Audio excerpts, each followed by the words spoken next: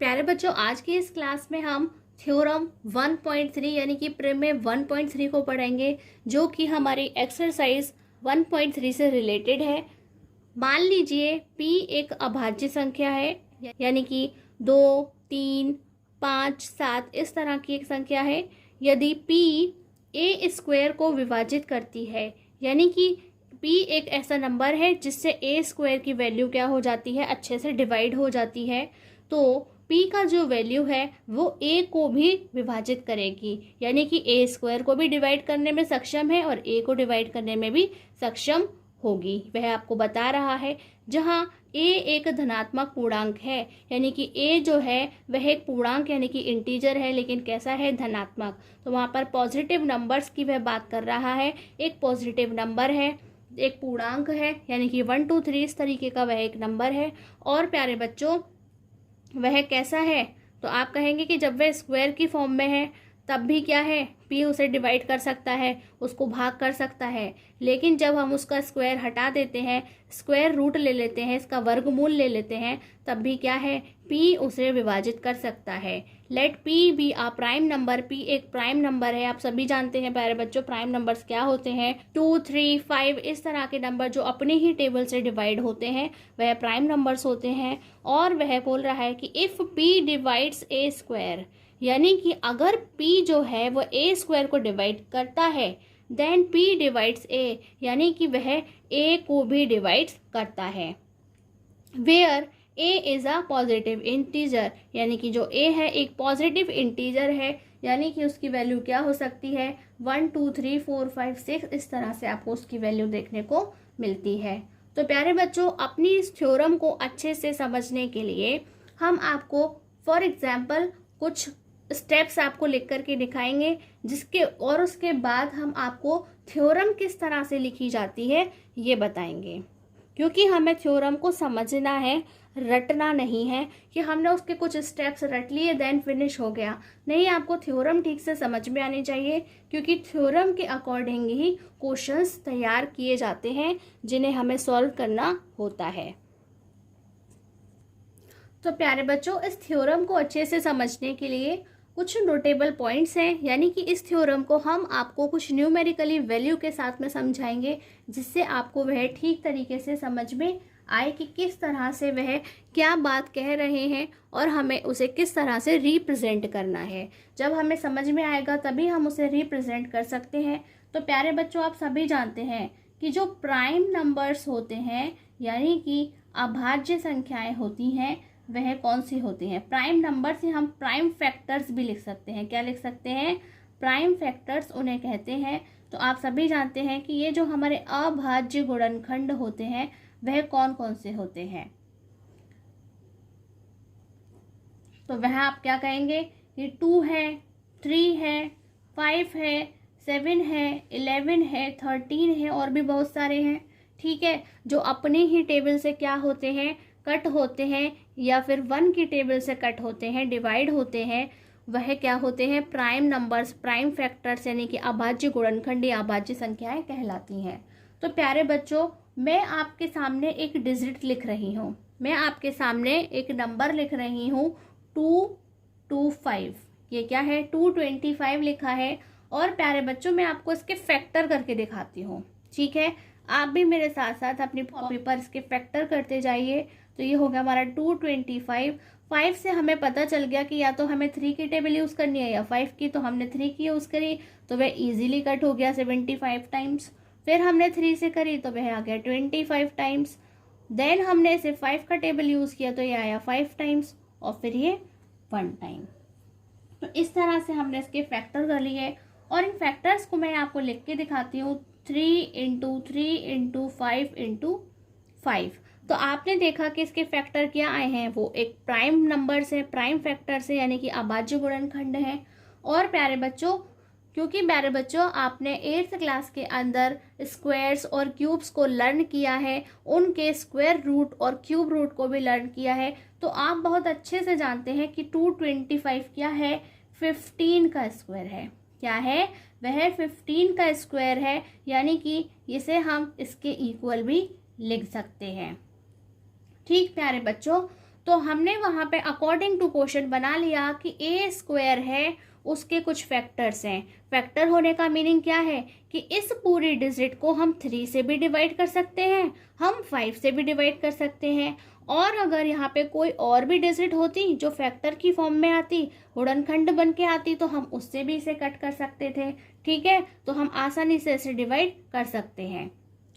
और प्यारे बच्चों, अगर मैं इसका क्या ले लेती हूँ, वर्गमूल, यानी कि मैं इसका स्क्वायर रूट ले लेती हूँ, इस पर रूट लगा देती हूँ। रूट लगाने की वजह से क्या होंगे, पावर कैंसिल हो जाएंगे, यह क्या बन जाएगा, 15। तो प्यारे बच्चों नोटिस कीजिए, ये वाले जो फैक्टर है उनसे भी तो हम 15 को डिवाइड कर सकते हैं, यानी कि 3 की टेबल 15 को डिवाइड कर सकती है ना। 3 के पहाड़े से हम 15 को काट सकते हैं, 5 के पहाड़े से हम 15 को काट सकते हैं, यानी कि 5 की टेबल से भी हम 15 को डिवाइड कर सकते हैं। तो जो नंबर्स, यानी कि जो डिजिट्स, जो प्राइम फैक्टर्स, जो अभाज्य संख्याएं, जो अभाज्य गुणनखंड 15 के स्क्वायर यानी कि 225 को डिवाइड कर सकते थे, विभाजित कर सकते थे, वही नंबर्स क्या कर रहे हैं, 15 को भी डिवाइड कर रहे हैं, उनके भी टुकड़े करने में सक्षम है। तो प्यारे बच्चों हम क्या कहेंगे, हम मान लेते हैं कि ये क्या है, जो स्क्वायर की फॉर्म में है इसे हम ए के इक्वल मान लेते हैं, तो ये क्या हो जाएगा, ए स्क्वायर। क्या हो जाएगा, ए स्क्वायर। तो आपने क्या देखा कि ये हो गया ए स्क्वायर, और आपको जो इसके फैक्टर दिखाई दे रहे हैं, हम क्या कहेंगे कि ये फैक्टर क्या है, हमने इन्हें नाम दे दिया P1 into P2 into P3। इस तरह से वहाँ पर हमने फैक्टर्स को मल्टीप्लिकेशन की फॉर्म में लिख दिया और एन तक। ठीक है, यहाँ पे एन नंबर्स हो सकते हैं, इस तरह से हमने उसे लिख दिया। तो प्यारे बच्चों आपने क्या देखा कि जो ए स्क्वायर है, हम उसे उन ए स्क्वायर को इनमें से किसी से भी डिवाइड कर सकते हैं, सबसे डिवाइड कर सकते हैं, किसी एक से डिवाइड कर सकते हैं, यानी कि वो नंबर यहाँ पर मौजूद है जिससे हम इसे डिवाइड कर सकते हैं। और उसके साथ साथ प्यारे बच्चों जो हमारा ए है वो भी क्या है, इन्हीं नंबर से डिवाइड किया जा सकता है, यानी कि हम यहाँ पर मतलब कि पी कॉमा लगा के भी लिख करके बता सकते हैं कि जो ए स्क्वायर है वह इनसे डिवाइड होता है। इसी तरह से ए जो है वह भी इस तरह से डिवाइड होता है, यानी कि हम उसके टुकड़े कर सकते हैं। तो प्यारे बच्चों इसी चीज़ को हमें अपनी थ्योरम की फॉर्म में लिख करके दिखाना है, क्योंकि थ्योरम के अंदर किसी भी प्रकार से डिजिट्स नहीं होते हैं, हमें अपनी बात को लिख करके समझाना होता है। इसलिए आपको अब इसे अगर आपने ठीक से समझ लिया है तो आप अपनी बात को ठीक तरीके से लिख करके समझा सकते हैं। किस तरह से समझाएंगे हम देखते हैं। तो प्यारे बच्चों हम स्टार्ट करते हैं कि किस तरह से हम उसे एक्सप्रेस करते हैं, समझाते हैं। तो आप यहाँ पे क्या लिखेंगे, लेट द प्राइम फैक्टराइजेशन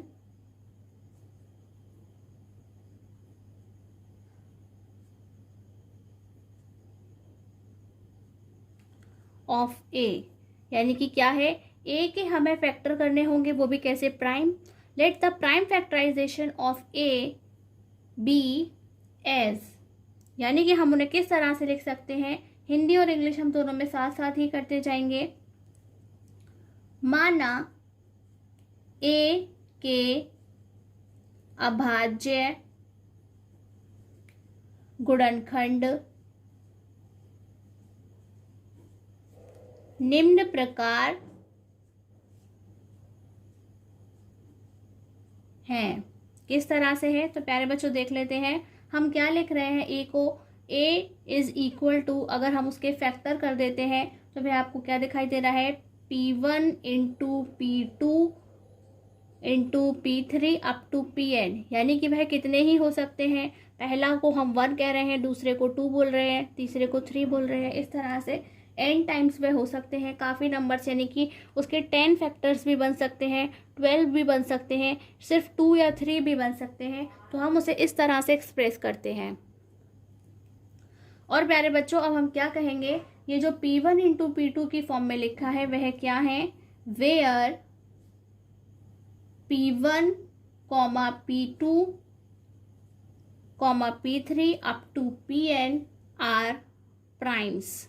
क्या है, प्राइम्स हैं, यानी कि वह सभी क्या है, अभाज्य संख्याएं हैं। हिंदी में लिखेंगे प्यारे बच्चों, जहां P1, P2, P3 up to Pn अभाज्य संख्याएं हैं।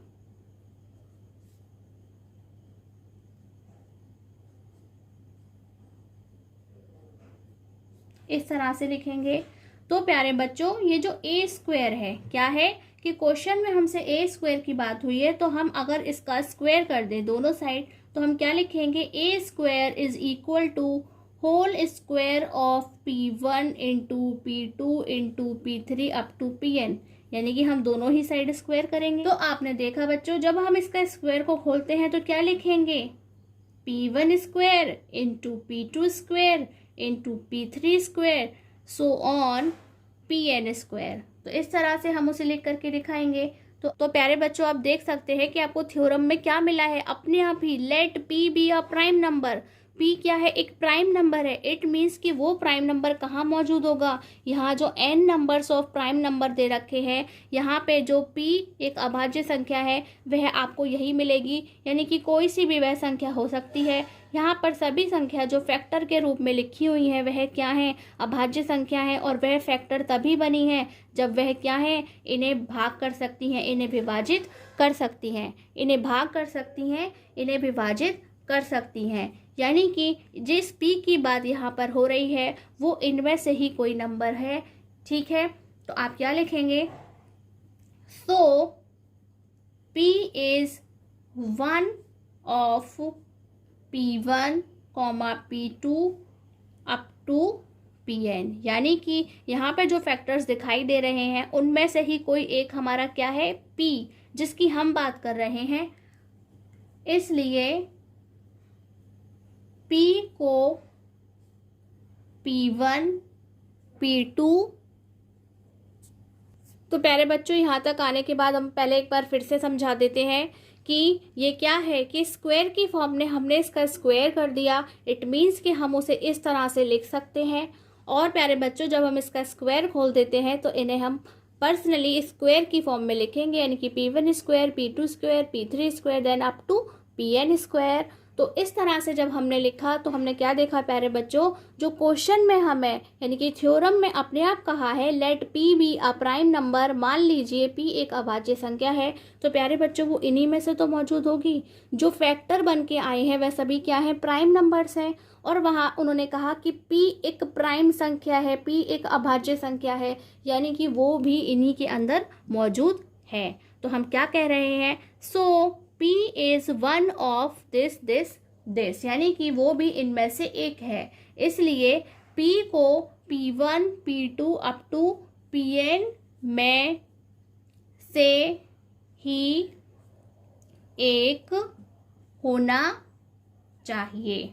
ठीक है, इसमें कोई डाउट नहीं है, वह यहीं पर मौजूद है, क्योंकि वह भी क्या है, एक प्राइम नंबर है, एक अभाज्य संख्या है। इसलिए हम क्या कहेंगे, फाइनली अपने आंसर में लिखेंगे P डिवाइड्स A। क्या लिखेंगे, P डिवाइड्स A, क्योंकि प्यारे बच्चों हमने आपको समझाया है कि जो A स्क्वायर को डिवाइड कर सकता है P, वही क्या करेगा, वही हमारे A को भी डिवाइड करता है। आपको भी यही लिखना है। इसलिए